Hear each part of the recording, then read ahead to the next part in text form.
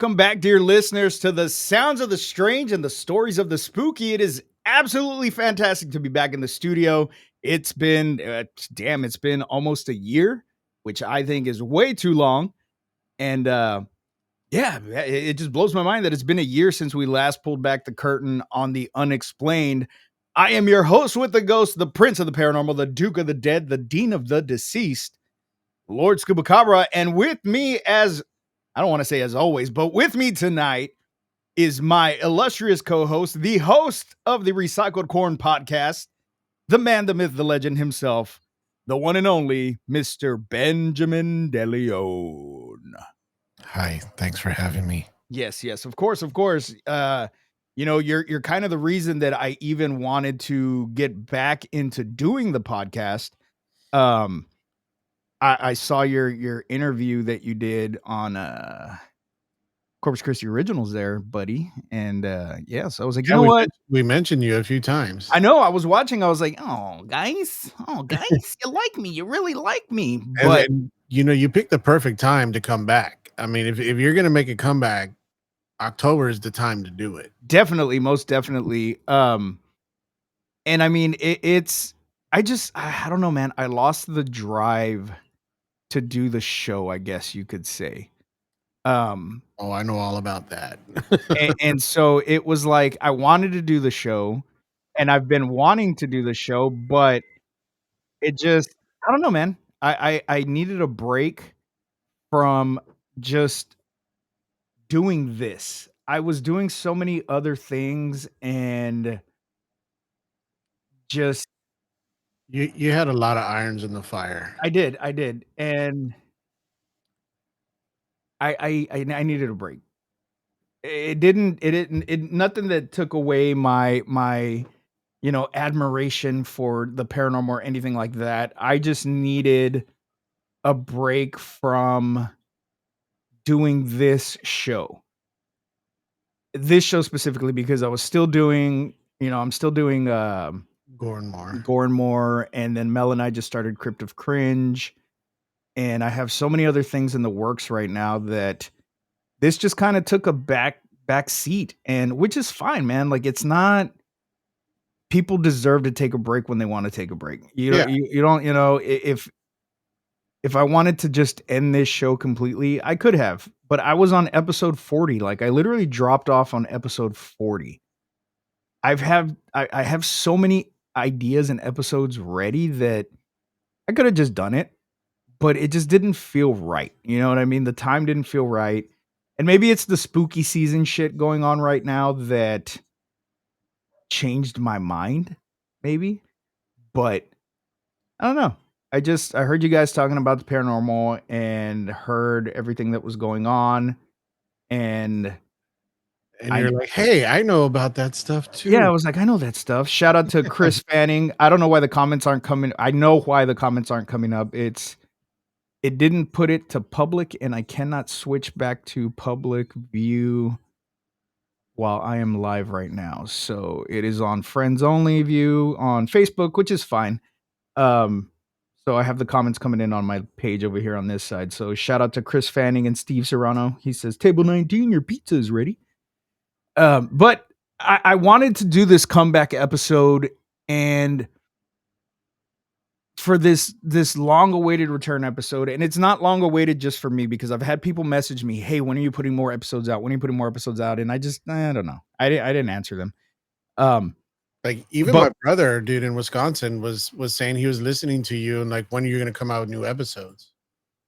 And I was debating on whether or not to do this as a live episode, because I have not done a live episode in a while, because I wanted to format it differently. So I think what I'll do is I'll do the live episodes. And now that I'm more comfortable in editing, when I do the audio only version, I can cut out whatever I don't want and add all my little cool sounds and songs and whatever the hell I want to put in it. But for this episode, we're going to step right into the heart of a paranormal investigation. Today, we're not just looking at a haunted house, though. We're looking at the how. How do investigators, the people who walk into the darkness and ask the impossible questions, actually collect evidence? We're going to be exploring the tools, the tech, and the meticulous methods that are used to detect and document what many believe is activity from the other side. Shout out to Brody Kane. He's playing Phasmophobia and watching this. We were playing Phasmophobia before I hopped on this. So I was very hesitant to hop off of the game, but I was like, no, I have to do it. Priorities. I have to prioritize my show.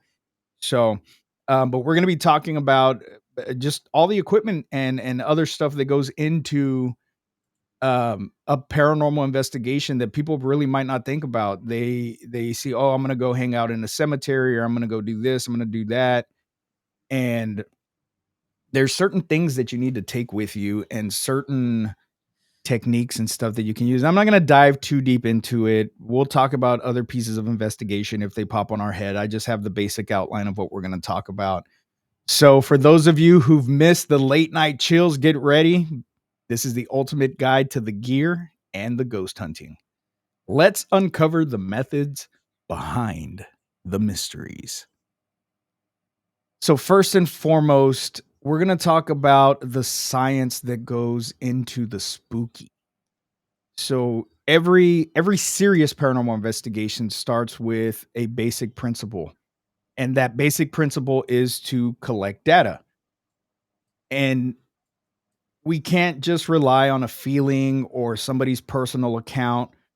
As an investigator, we need evidence that can be analyzed.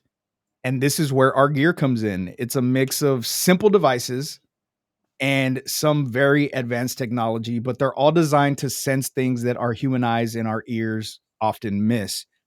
Now, I know that when you first went on your I know, hell, when I went on my first investigation, I didn't have anything. I didn't have any kind of equipment. I had a night vision camera, and that was pretty much it, and then my cell phone to record. And even at that, before I bought the night vision camera, I would use my cell phone and a flashlight.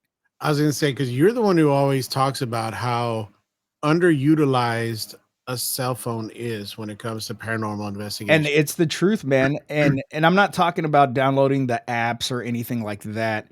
I'm talking about, you need a camera, you have a camera on your cell phone. You need a voice recorder, you have a voice recorder right at your fingertips. Right. So you don't have to go essentially out and buy all this fancy equipment. Now, it helps a lot more if you do, but if you're trying to document something, let's say somebody calls, for instance, we've gotten a lot of calls where people are like, "Hey, something's going on at my house. Could you come out and investigate?" And a lot of times I will tell them, "Hey, well, do you have any documentation? Like, is there anything that you have captured yourself, or is it just, am I supposed to go just off of your word?" I don't want to waste my time. I don't want to waste your time. So I always ask people when doing residential investigations if they could possibly get me something first. You know, a lot of people have surveillance cameras in their Cameras, homes yeah. now, and so it's a lot easier now to pick up, you know, video evidence. But sometimes they get back to me and they're like, "Yeah, I got this, or I got that, or check this video out." And I feel like that's where the debunking starts right off the bat. Give me a second. Charlie is it's a live show and I am a dad, so What? When did this happen? this is a dad cast, dad podcast. Um but yeah, so there's a lot of times where people will get back to me and they'll show me evidence, but that's where the debunking starts. When they send me that initial video, when they send me that initial video or photo, and a lot of times I feel like photos can be deceptive. Your eyes are going to pick up what your eyes want, and that's pareidolia, you know? Right. And so if they're like, "Oh, I see a face, but I don't see the face," maybe you have something, maybe you don't. I need something bigger than that for me to go and commit all this time to an investigation. Um, Well, as so I got brought up at the other the Corpus Christi Originals podcast, we actually like lose money when we go do investigations because yeah, the gas to get there, it's the equipment that we had to buy. our food, you our know, snacks. yeah, the time and everything. Because I mean, I don't know about you, my time is valuable.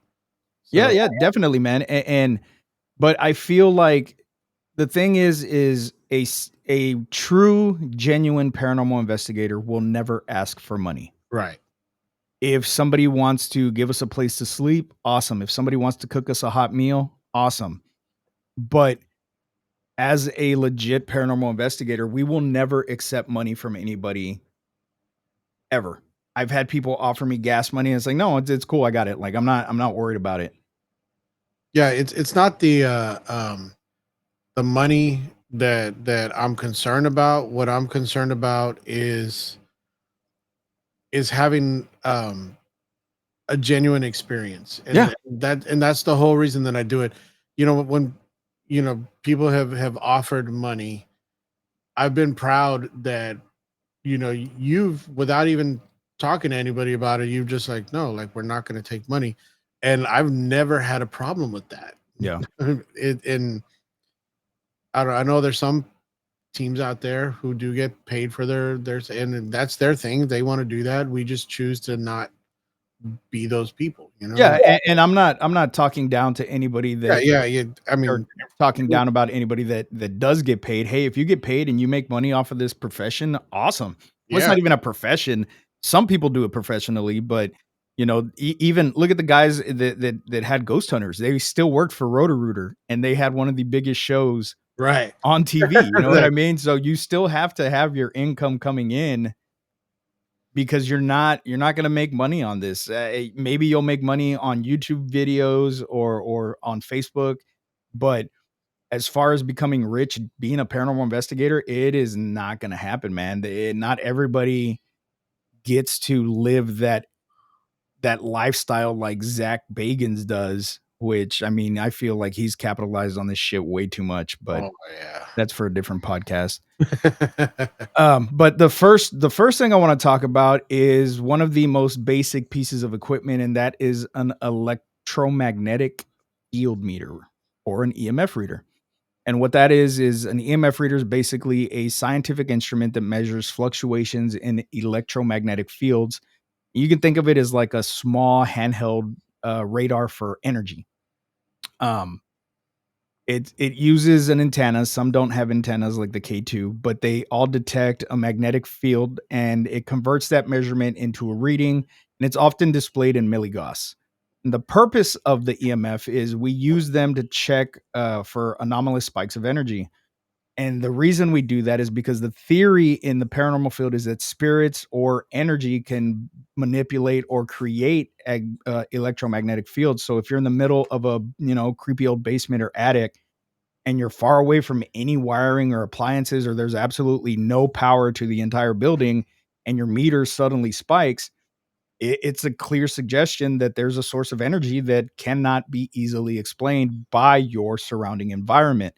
Now, is it always something paranormal? No, it could be your cell phone. How many times have we thought, "Oh shit, we're getting something," but somebody's calling us or we're getting a text message, and not many people realize that yeah, your phone might be in your pocket, but if your EMF reader's in your hand and you're still a, pretty good distance away, if you're getting a phone call in, it will make your EMF reader go off. Right. If you're getting a text message in, it will make your EMF reader go off. Now, if you the reason that I even put two and two together was a lot of times when we're filming in infrared and you see somebody with their phone, you can see their phone give off like it flickers. You know Flash. what I mean? Yeah. And that's their infrared sensor going off, giving them a notification, and that can easily be the reason that your EMF reader is giving a reading while there's nothing around. There's no power. There's no other electrical sources around. So you have to like, and I liked that you said that, Ben, in the Corpus Christi Originals podcast. I like that you said you kind of have to be a skeptic to be in this hobby because not everything is paranormal, and you can't just say everything is paranormal right off the bat. And it's like there's a lot of people that, especially when they don't know, they're like, "Oh my god."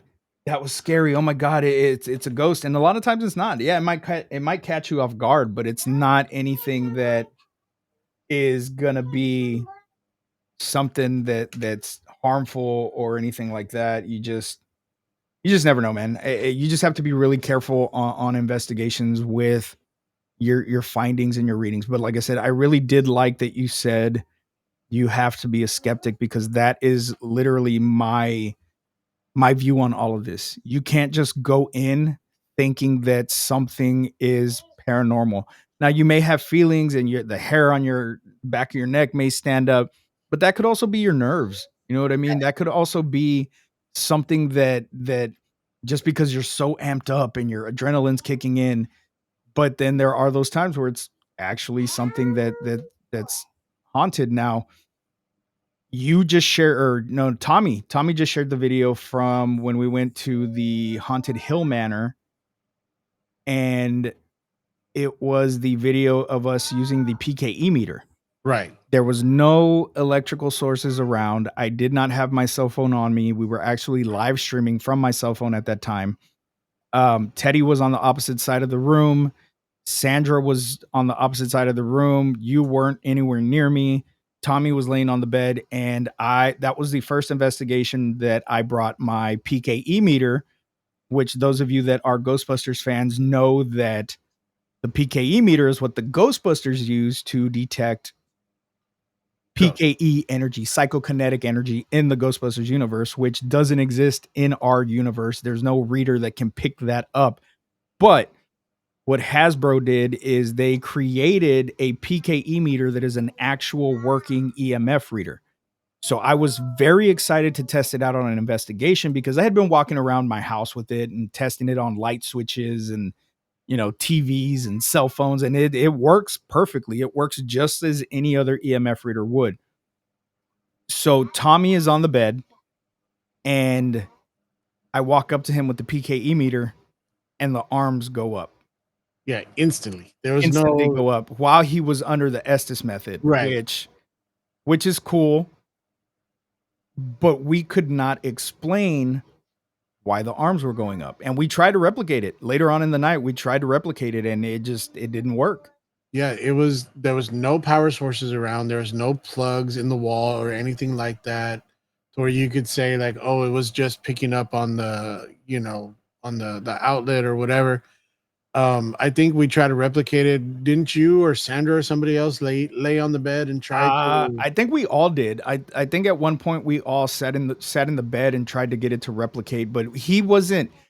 The crazy thing is that the responses that he was getting actually were valid to what we were asking, but it wasn't like that for anybody else. Right.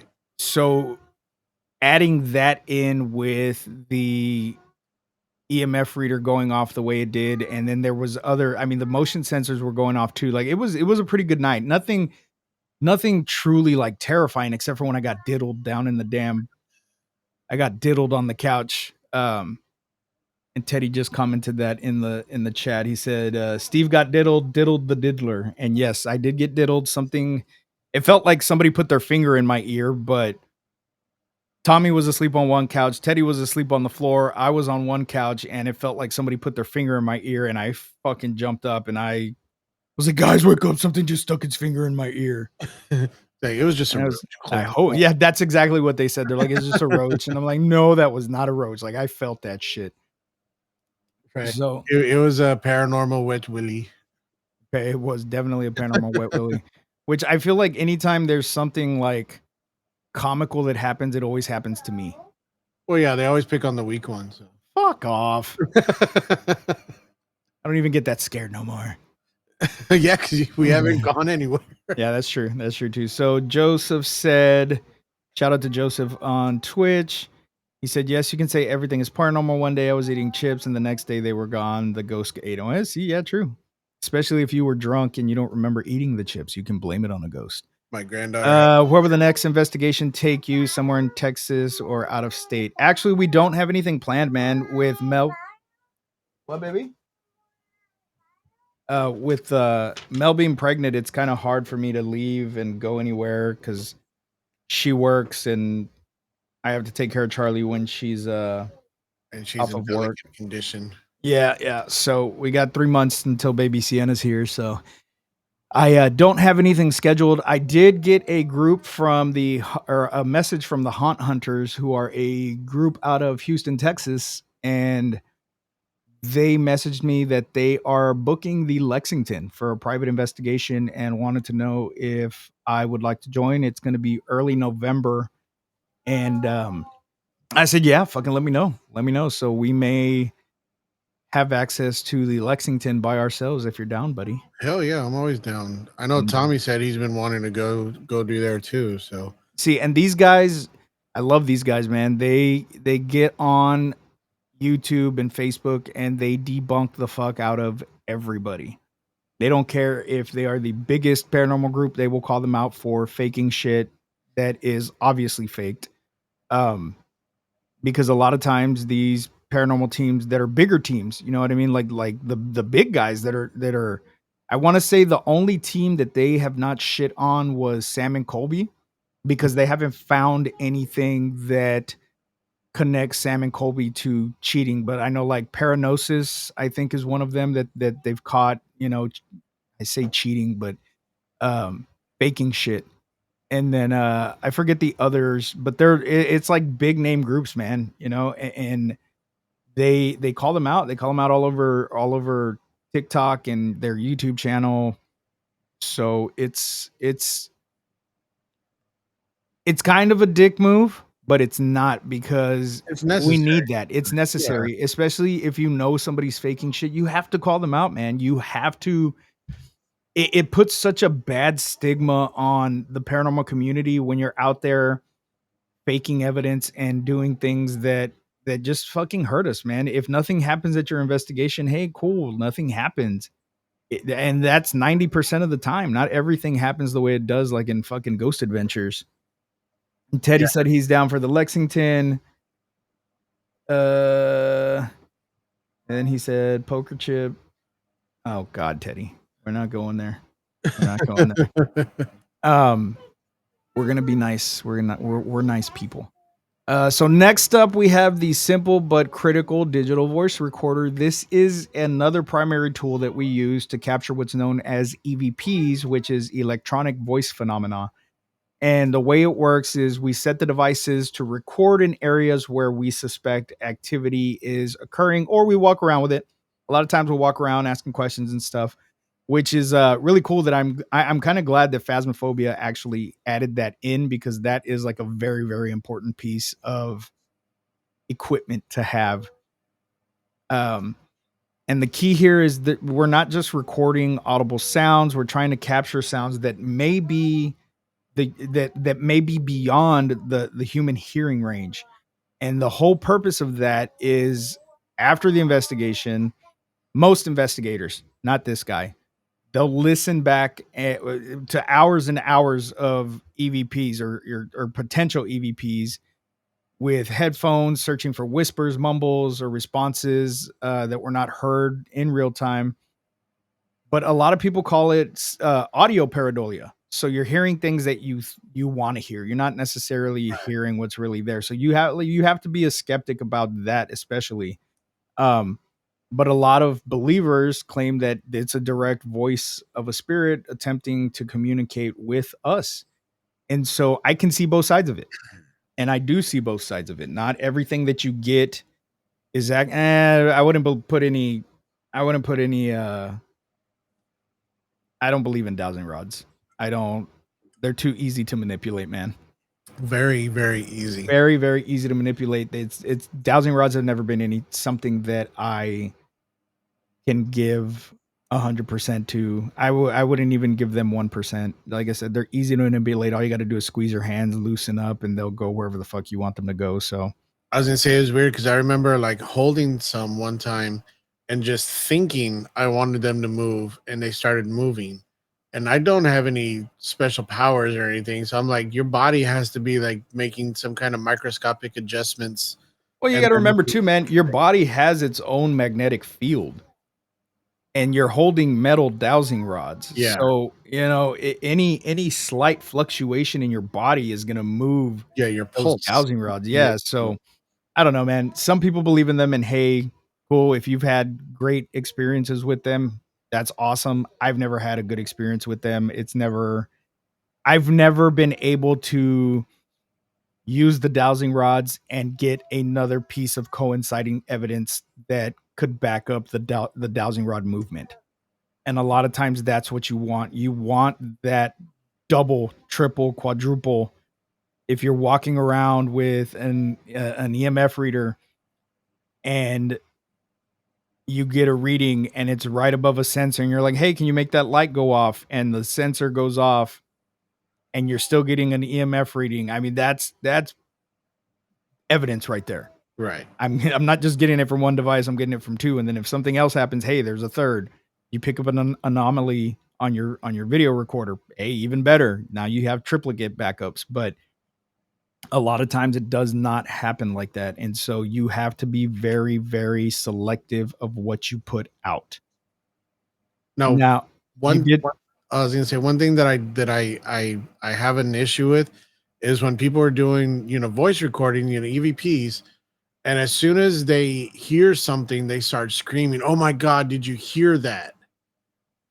Know what I mean? Like, Yeah, and a lot, well, I mean, but like I said, man, that also goes with your professionalism when you're doing the investigation. Now, if it's somebody that is not used to doing it and they capture something, they're gonna freak out, and so you have to be, especially in those times when you're trying to get EMF, or I'm sorry, EVPs, because you could be in a room quiet by yourself, but if somebody's on the other side of the house taunting a spirit or downstairs taunting a spirit and you pick it up and you play it back and you think you hear something, well, yeah, you heard something. You just heard the muffled version of what was going on the other side of the right. house. And we don't have just basic bitch fucking, voice recorders. We have the big ass what are they, Zoom or whatever the fuck we have. I don't even know what brand they are. Yeah, it's a Zoom H4 Pro. Yeah, that's right. And those things can pick up everything. But the cool thing about the Zoom is you can attach headphones and listen in real time Right. while you're recording, and the You can hear microphones. so you can hear mouse farts with that thing. Yeah, yeah, and so I feel like that's a really, really good piece to have. Joey said, so lately I've been seeing people use the cat ball technique. What are your thoughts? The cat ball is legit. We've had a lot of good things happen with the cat balls, and I know we used to make fun of Ben and call him Cat Ball Ben because that was like the biggest tool in his fucking Dude, arsenal. the cat ball is the ultimate paranormal tool, dude. It's Ben like will show up with his cell phone and a fucking pocket full of cat balls and tell you if your house is haunted. dude, but tell me, like, have we not got some really awesome evidence No, with we have. We've gotten some really, really cool shit, man. And so I'm not. I mean, we've gotten some great things with the cat ball. Some unexplained things. There's no way that any of us moved it. No more. right? There's a yes no meter that they spent, hundreds of dollars on, not getting any evidence, but then this freaking, $2 cat ball is Yeah, freaking going will on. work. Yeah. So he said, I don't know the proper name for it, but it's the string of lights that goes off and sometimes cross. Yeah, I've seen those too. Ghost I've stuff, never used those. I want to buy some, just to try them out. but I don't know, man. Those are basically motion sensors that have LEDs connected to them, and they're expensive. They're not cheap. And you get one, I think you get one battery pack, or I don't even know if the battery pack's included, but I know you get the little module and one string of lights, and it was a pretty penny. And then if you want the second string, it's a lot more. So I don't know. I've never used them, Joey. So I don't know. I can't give a yes or no on that piece of equipment because I've never used it. There are some really fascinating pieces of equipment out there that I do want to try, but again, that goes into the how much the equipment costs because it is very highly specialized equipment. But we don't have any type of sponsors or anything like that, so it's kind of hard to when you have families and everything to save up for these pieces of paranormal equipment that we get to use maybe once every few months. Yeah, I mean, and we could be doing investigations every goddamn month, but even at that, it's like going to the same places over and over and over and over again. I get burned out, especially because a lot of the places that we go aren't close. No, We, in fact, the we're last one we driving went was 6, 7 hours 6.5 hours. away, and I get burned out, man. And even when I wasn't driving, man, it's still it's tiring, especially when you leave Saturday morning early. You're driving 6 hours to start your investigation at 8 o'clock at night, and you get hardly any fucking sleep, and then you gotta drive back another 6 hours bright and early in the morning. It's rough, man. It Now, causes Go ahead. no, so why do a lot of places that rent out for paranormal investigations expect you to leave by 8 o'clock in the morning? Some places some places are 10, but I like to hit the road early. Yeah, because I mean, there's a few places we went to. They're like, yeah, yeah, you can start. The times listed where you can be in the house are from 8 to 8. I'm all like, really? You expect like to go to sleep at 3 in the morning or 4 o'clock in the morning, then get up and then be on the road by like 8? Like that's kind of insane, you Well, know? see, and most people, when they do their investigations, not everybody stays up as late as we do. There's people that go to bed 1 o'clock. By 1 o'clock, they're ready for bed. Oh, I'm out And by 11. yeah, I know. You're fucking yeah. I'm like, where did Ben go? Oh, he's asleep already? Cool. Thanks, buddy. That's right. I thought I heard creaking. Like, no, that's just Ben Just snoring. Ben fucking snoring, trying not to die in his sleep. He's like, But it's a condition. but no, man. And so, like you said, there's a lot of equipment and stuff that goes into this that people just don't see. And we could be doing this all the time, but it's not cohesive to our lifestyles right now. We got other things going on. Everybody's got other things going on. But if I can get one good one in a year, I'm okay with that. I'm okay with one good one in a year. If it's more than that, hey, it's more than that. But let's move on to temperature. Have you ever walked into a room and felt suddenly there's a chill and it has nothing to do with a draft? Oh yeah. Well, that's where the infrared thermometer comes into play. And the way this device works, it's a non contact thermometer that measures thermal radiation. You point it at a wall, a floor, or even in the air, and instantly reads the surface temperature of what's around you. And the common theory in this is that the spirit needs energy to manifest, and a common way to draw that energy is from the immediate surrounding area, causing what we call a cold spot.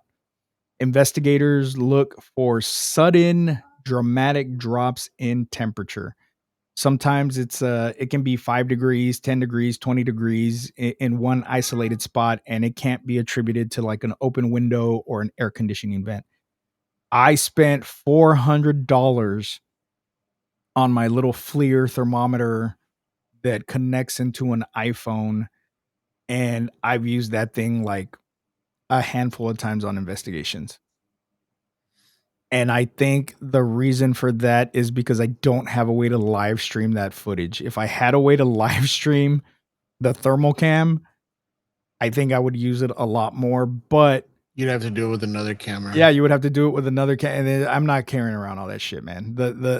I'm already at the point where I get so burned out on investigations that I'm bringing the least amount of equipment that I can bring. If Because I can, it's fun to have it, but then you gotta yeah, set it loading up. up. We don't have roadies and shit to load the stuff up for us and pack up everything. And even if we do have people packing the stuff, I always go and make sure that I picked up everything that I took out because Yeah, this shit is expensive and I do not want to leave anything behind. Joseph said, "What about the Xbox Connect tool that is called the SLS. SLS device or the XLS device?" The SLS is used with the 360 Connect, and the XLS is used with the Xbox One Connect, which I have everything to make an XLS device, but I just got the damn SLS device working properly finally. after fucking 3 years of working on that bitch and got the screen down to the correct size and everything and rewired everything and it works, man, but you also have to be aware that it maps anything that is in the shape of a person. So it could be chairs, it could be a damn broom. You just have to realize that while yes, it is a tool that you can use, not everything that you capture on the SLS device is a ghost. Now, if there's nothing in the room and your sensor's going off and you bust out the SLS device and it's giving you a stick figure right over the sensor that's moving, which does not happen. If you see that, that majority of the time it's faked. I've never seen it happen. Okay, let me backtrack. I'm not gonna say it's fake. It's just never happened to me. I've picked up stick figures, I've picked up, weird anomalies on it, but I've never had it coincide with something standing over the REM pod or something making other shit go off, something making the cat ball go off and there's a stick figure there. I don't know. I've used it multiple times, but I've never gotten anything that coincides with another piece of evidence. So, does it work? It's a 50-50. I don't know. Shout out to Anthony Diaz of the 50 states, or what is it? Yeah, for these states of terror. 50 states of terror, right? That's what it's called. I'm joking. I was making a bad joke. Like, what's my friend's podcast? I don't remember.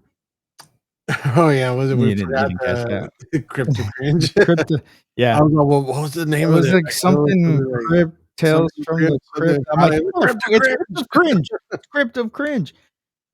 So Joey said, so basically you have to look at what you're pointing it at and make sure it's not on exactly.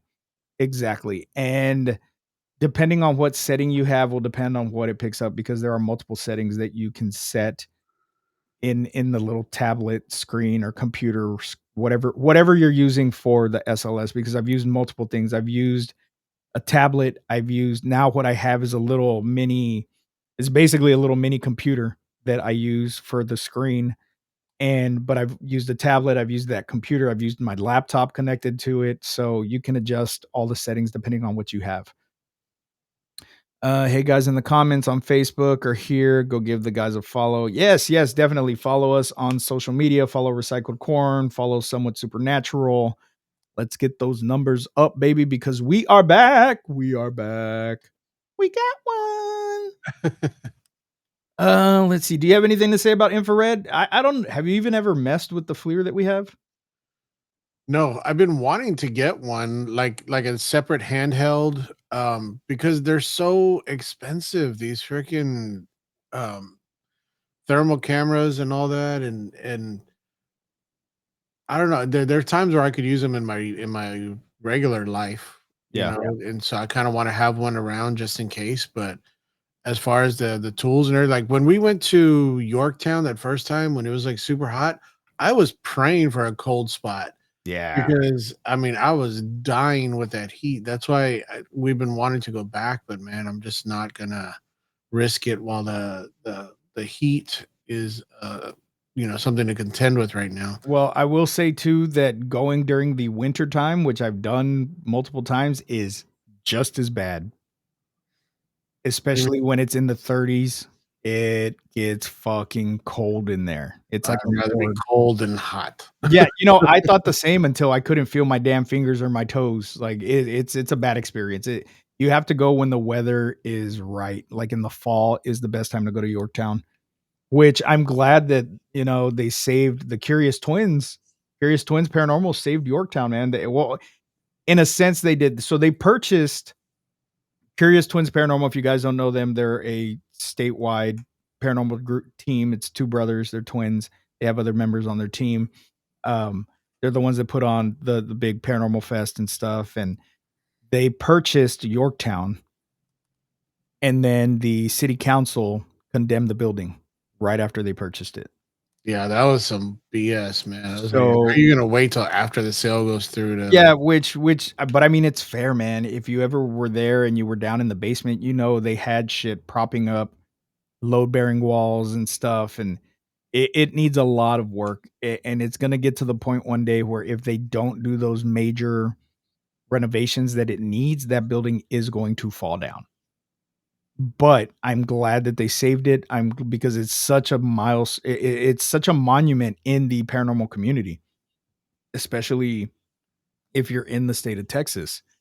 Um, Joey says, "What's your favorite technique to use on the investigation?" Estes, always Estes method. I love the Estes method.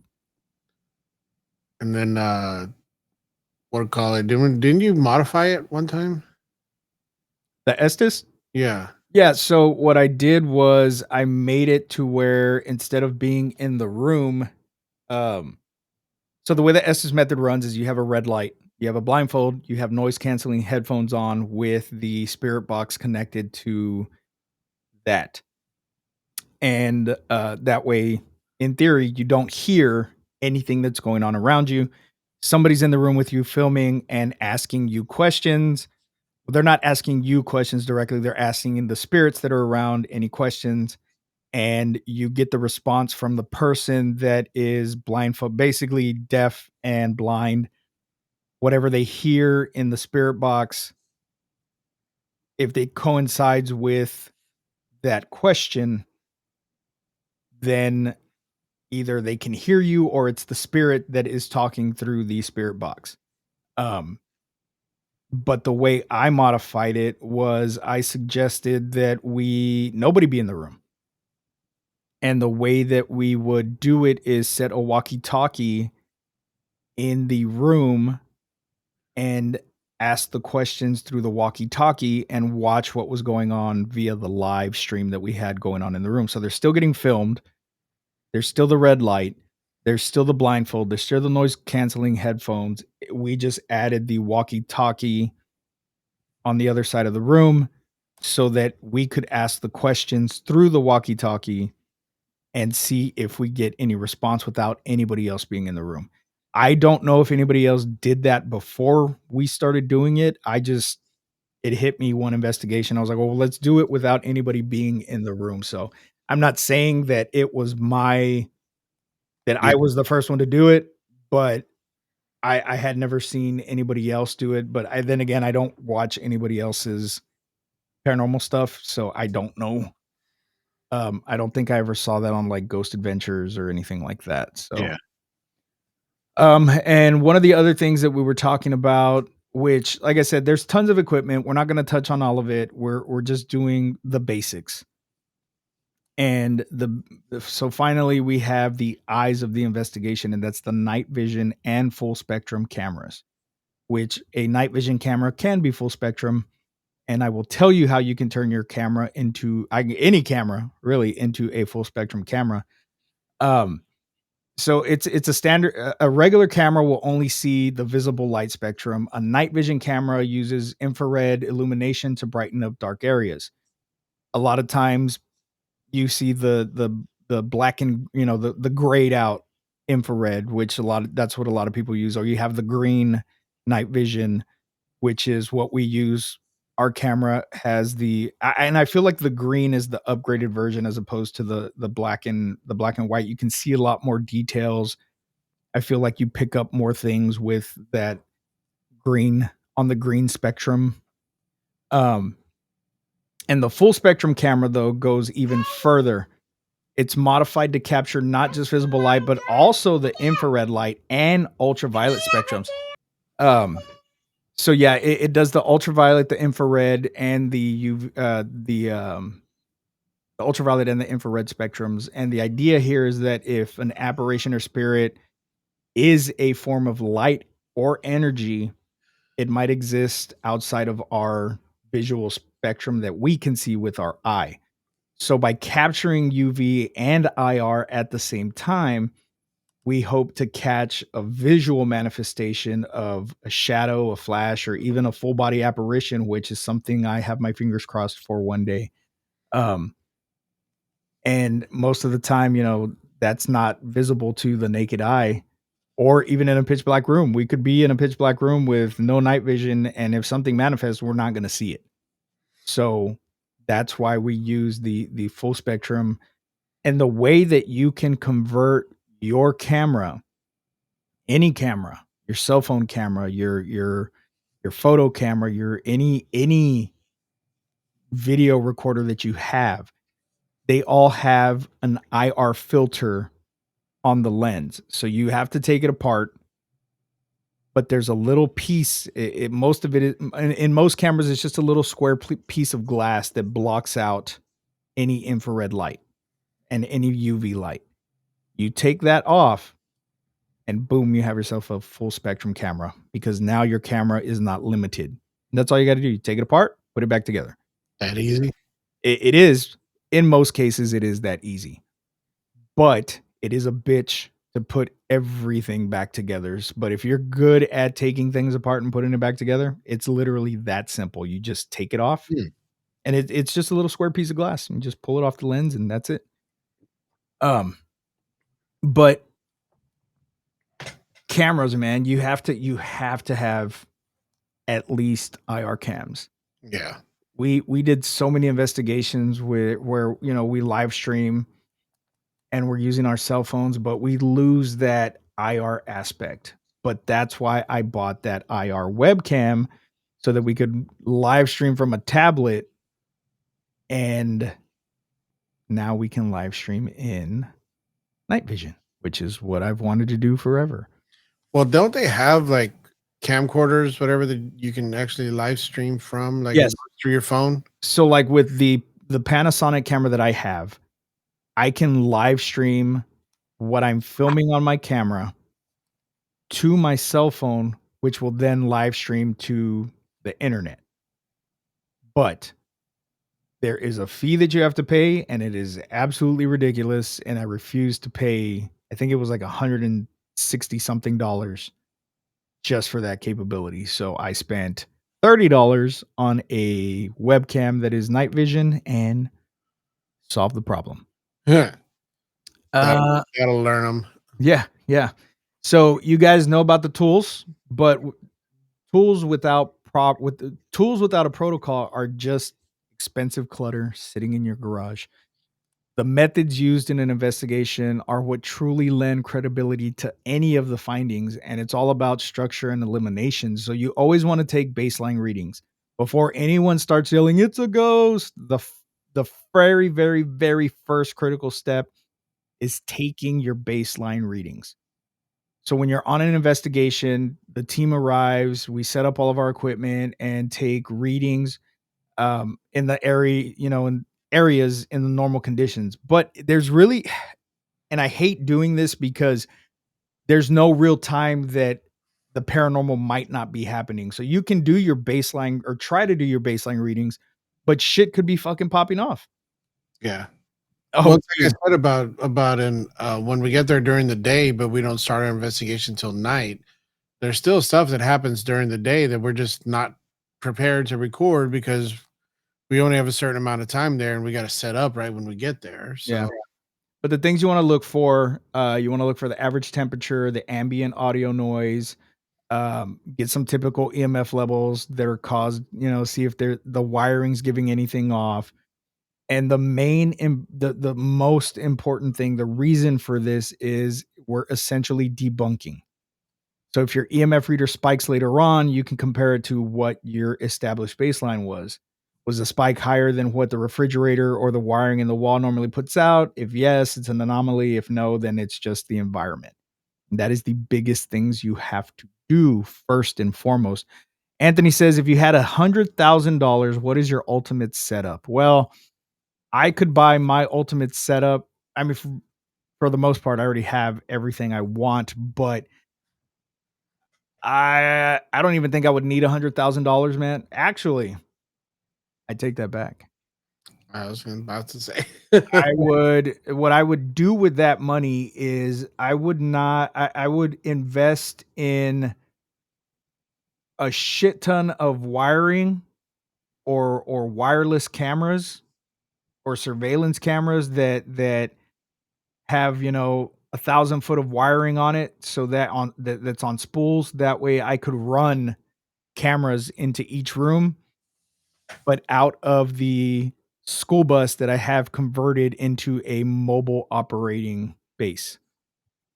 So that way, the TV screens would be in there and we would have our base of operations there and we could watch everything in real time and hopefully be able to live stream from that as well. So that would alleviate us having to use cell phones or anything like that. So I think Yeah. with $100,000, I could make that work. I Like, easily make that work. so basically, you want a TV production truck. Yes, pretty much. That's what I want, a TV production truck, but that is decked out with paranormal shit. And like I said, for the most part, Phasmophobia. an ambulance would work. Ambulance would work really great, but I feel like a school bus, you get more room, and then you could add, like, cots and stuff in there too, so that Yeah. way you could sleep in there comfortably instead of being in the building, which, I mean, if you we've slept at every single place we've investigated except for Martha Chapel. Martha's Chapel is the only place I don't think we ever slept at, but every other location we've slept in, so having a place to sleep at would be great because then we could record overnight and live stream overnight and see if people wanna watch the cameras for us and stuff and give us markers, "Oh, hey, at this time, we saw something happen while you guys were asleep." So Yeah. and then, of course, you always wanna debunk. That is your first line of defense. This is perhaps the most crucial step, and that is the one that separates the serious investigators from people who are just thrill seekers. Because there are a lot of people out there that just want the thrills, which is fine. You go for it. Get those thrills, man. Myself, I know that the paranormal exists, and I you have to be able to debunk this stuff. So before anything is called paranormal, we have to try to find a natural, logical, or scientific explanation as to why something occurred. Was the strange tapping sound a tree branch hitting the outside of the house? Was that shadow just headlights passing by, which has been the case a lot of times? Was the cold spot caused by a poorly insulated window? And the importance of this is, and I hate to quote Lorraine Warren because, you know, but she did say that debunking is crucial. And she said we always try to find logical explanations first. Only when we've ruled out the mundane do we consider the supernatural. And regardless of what the Warrens were and what they weren't, that right there is the truth. You have to debunk. Like I said, I hate quoting them because I know there's a lot of controversy with them, but they're still the godfather and the godmother of the paranormal world, um, regardless of what they were as individuals. So an event is only truly anomalous when every known natural cause has been eliminated. And for instance, when the doll fell at Haunted Hill House in Mineral Wells, I got scared. I ran. I ran out the fucking room. That shit caught me off guard. But we went back and we put the doll back up in almost the exact same spot and tried to recreate it with me moving the bed and jumping up and down, which I was not doing at the time, but we tried everything we could to try to get this damn thing to fall back off the little shelf, and it did not do that. Um, and the thing that still weirds me out about that is when you watch the video, I look over before the doll even starts to fall because I felt something touch my shoulder. Yeah, I remember you saying that. And so when I look over, that's when I see this thing just coming at me and I booked it. So when I went back and I watched the video, the doll doesn't even hit me. It doesn't come close to where I felt the touch on my shoulder. It just happened at the same time. And you see me kind of like freak out and then I start running because I saw the fucking doll fall. But you have to debunk the stuff and we tried. We tried to recreate it. We tried everything that we could think. And so in my heart and in my mind, I know that that was something fucking with us there, or fucking with me, not us, because it happened to me. Well, I think But ever since I bitched out at Mineral Wells at the Haunted Hill House, like my my energy is different, yeah, so they don't mess with me as much. yeah. So, Well, I I I still don't like going to places by myself, but it's I'm at the point now where if something's gonna happen, it's gonna happen. yeah. And if I can catch it on screen, hey, even better. And so it's kind of like all of our energy has changed when it comes to investigations because our mindset has changed on going to these places.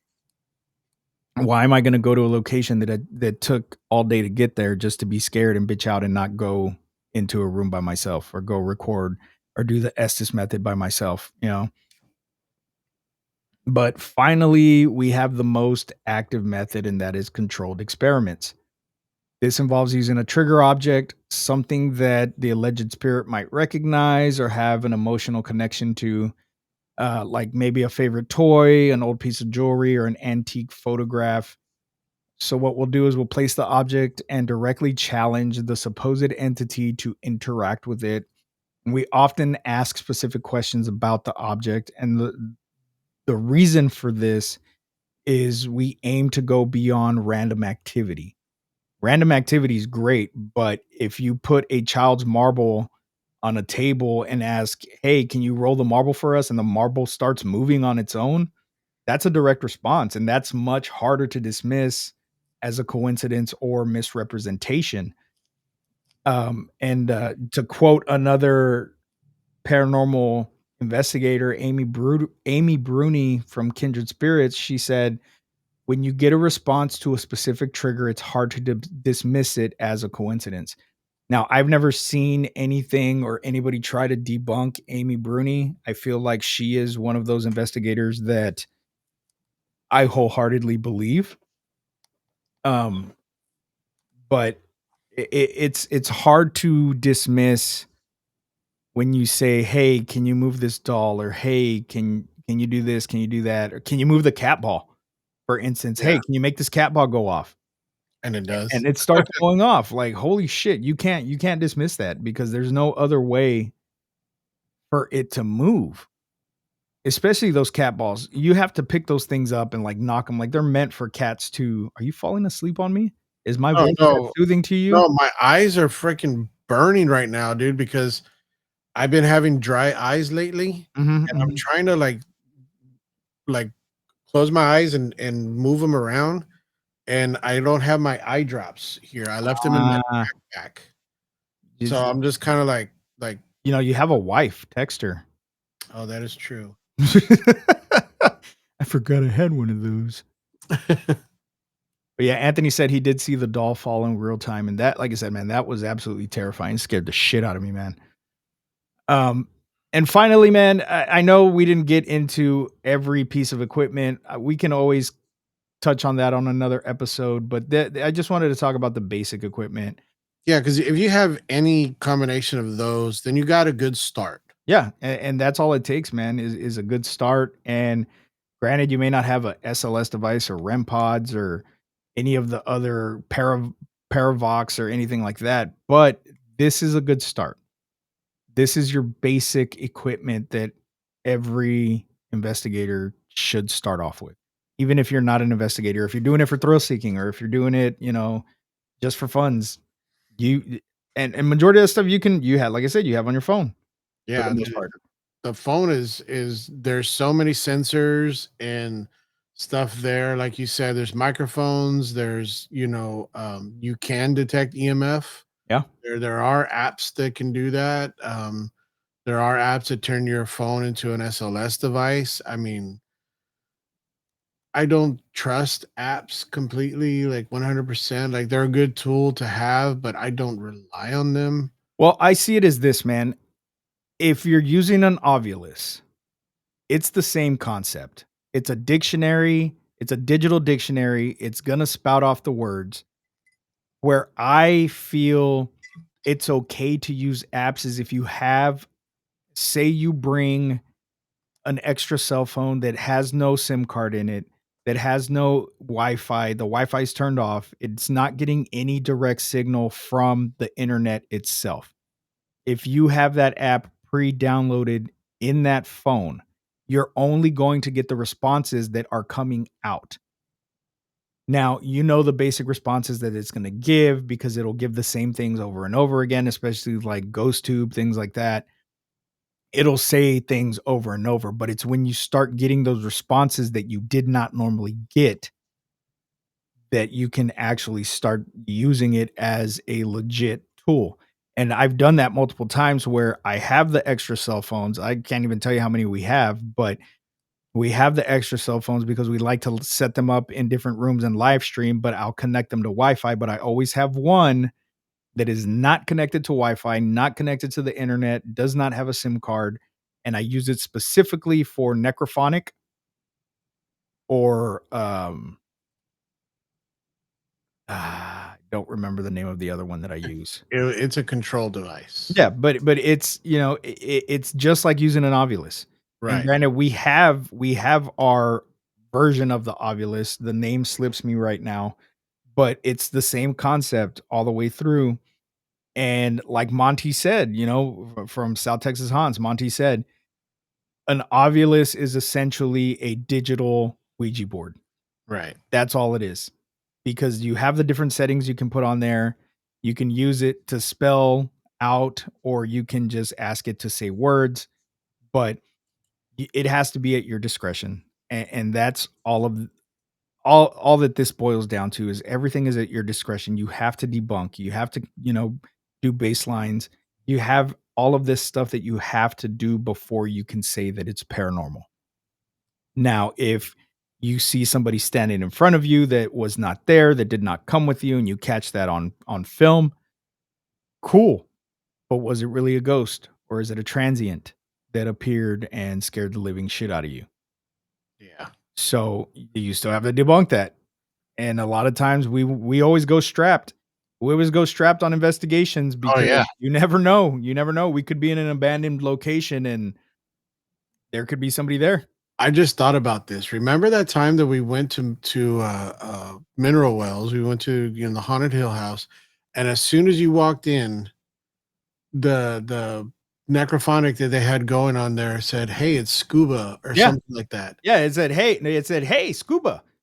And I'm like, "What the fuck?" Like, Yeah, literally, as soon as I walked in the house, and everybody heard it because they have it blaring on this loud ass speaker that's upstairs, and I was like, "Great, they're gonna yeah, fuck with me."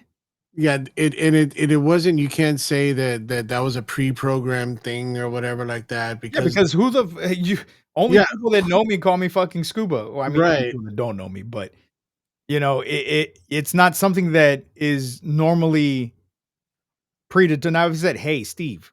Okay, Yeah, that's probably a pre-programmed name, or if it says Ben or anything like that, but it called me by my nickname, right. So I and it just was thought as that was soon as we so. walked in. As soon as we walked in, it was just like it was telling, like announcing to the house, like, "Hey, scuba's here," like something like that. Like Yeah.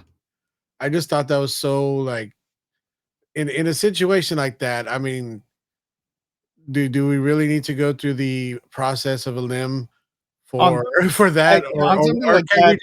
can we just agree that that particular instance was just straight up paranormal? Yeah. Yeah, well, I mean, and it's even, like, the first time that we even went to Hill House, man, and I know you weren't on it. I don't think you were at that investigation. Yes, you were, because that's when we heard that audible growl right in front of us.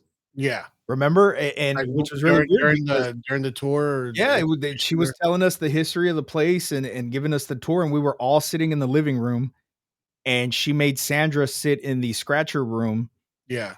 and we heard an audible growl. Yeah, Sandra said it was in her ear. She heard it in her ear. We heard it in front of us, which Right. was fucking weird. And that is something that we didn't have any cameras rolling. We had nothing rolling because it was during the tour of the location. And so we didn't think to record. It was the first time going to Hill House. We didn't know what to expect. And I still say that was one of the coolest things that happened there because of everybody being there and Kathy just being like, "Yeah, it's Toby." Like, no big deal. Yeah, she was so nonchalant about it. I was all like, "What the Yeah, heck?" and he growled at us, bro, and it's still unexplainable. But before we end, I just wanna talk about a couple of places here that are very well-known hauntings because I know you guys like when we talk about haunted places. So, Amityville, 1975. We start with one of the most infamous houses in history. Or is it? The Amityville house in Long Island, New York. It was the site of a brutal mass murder just a year before the Lutz family moved in. And the way the story goes is the Lutz family reported bizarre smells, strange green slime oozing from the walls, cold spots, levitating beds, and even a demonic pig creature, which we did not see in the movie. This case was documented by the Warrens. Like I said, say what you want about them. They've done a lot of big things. But the debate is while the Warrens claimed the evil of the house was palpable, skeptics have heavily scrutinized the Lutz account, with one of the lawyers involved later claiming that the story was largely a hoax invented for profit. They needed money. And I've heard this multiple times that none of the things they said happened actually happened. But still, it remains one of one of the foundational cases for paranormal enthusiasts. So even if it was a hoax, it is still something that set a lot of people in their path in the paranormal. And then we have the Enfield Poltergeist, which was the late 70s. And so across the Atlantic in the late 1970s, a council house in Enfield, London became the epicenter of what is perhaps the most photographed and documented poltergeist case of all time. A single mother and her four children were tormented by moving furniture, objects flying across rooms, disembodied voices, and terrifying knocks on the wall. Investigators like Guy Lyon Playfair and Maurice Gross from the Society for Psychical Research spent over a year documenting the phenomenon. These were actual, you know, not well known investigators like Ed and Lorraine, but well known on the other side of the world. But they spent over a year documenting this stuff. Now, I know in the Conjuring film, I think the Enfield was part 2 or 3. The Warrens had nothing to do with the Enfield poltergeist at all. They make it seem like they were the main investigators in that situation, and they weren't. They were not. That movie is completely fabricated. I do think, I believe that they did go to the house, but it wasn't like it was in the movies. They weren't the main investigators on it. Are you trying to insinuate that Hollywood falsifies Oh things? yeah, definitely 100%. But the most controversial aspects involved the children. The daughter Janet was observed throwing the objects and was caught on camera bending spoons. But the investigators also documented unexplained voices and numerous witnesses to the flying objects. And Playfair commented that the sheer volume of activity made it hard to dismiss everything as a hoax. So they did catch the daughter faking stuff, but the stuff that they couldn't explain, there was no way for her to fake that stuff. So that's another one. Take with a grain of salt. I don't know what to tell you. You believe what you want, but that's why when you're on investigations, you should never fake anything, because if you do get that real stuff, the fake stuff will hurt you. Yeah. And especially if you get caught, because then you might as well just stop because no one's gonna believe you, even if you did catch something. Like, Well, yes and no, because I feel like if you go and you fake something, but then you learn your lesson and you don't do it again.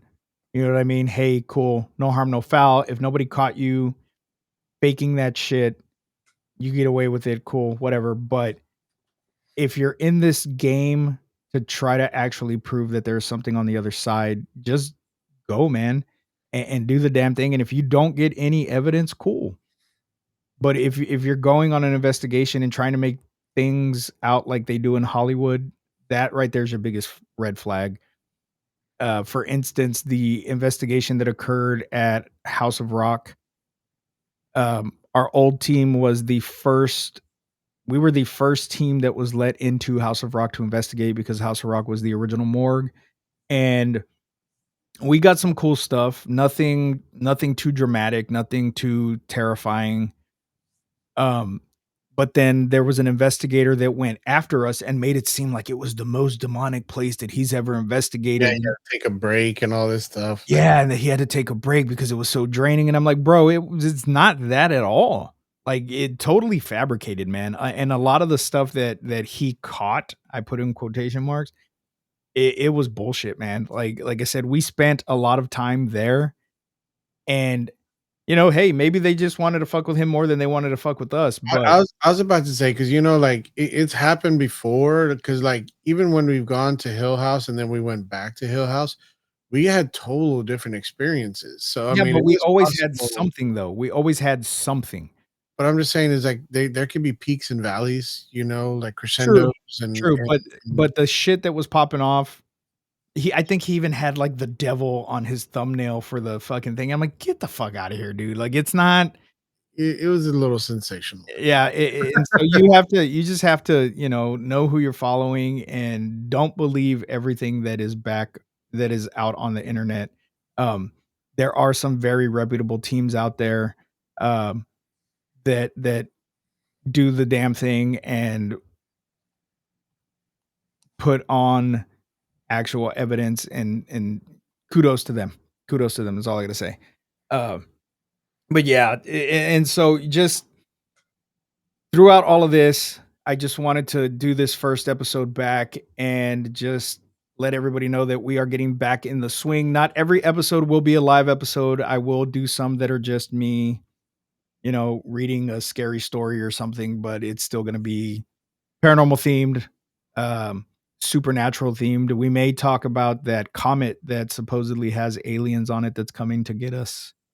Atlas, Atlas, whatever the hell it's called. That may be the next Three episode. three eye atlas. Yeah, yeah, man. That's I don't know, man. It's like You can I just tell me when I don't have to pay the mortgage. That's all. exactly. Just tell me when I can not worry about paying bills because if there's an alien invasion coming, let's go. Let's go. But that's Like Sandra, I need a new sword. Well, ladies and gentlemen, thank you for joining me and Ben on this first episode back of Somewhat Supernatural. I appreciate it. If you could like, share, subscribe, do all the things, share to your friends, let them know if they like paranormal podcasts. They can start with episode 1. It does get better. I do apologize. I did not have a great sound system at the beginning of this journey. We are on episode 41 now, and we are going all the way to 100, and then I'll take another break. I don't know. We'll see. But Ben, is there anything you want to say? Do you want to drop your socials where people can follow you?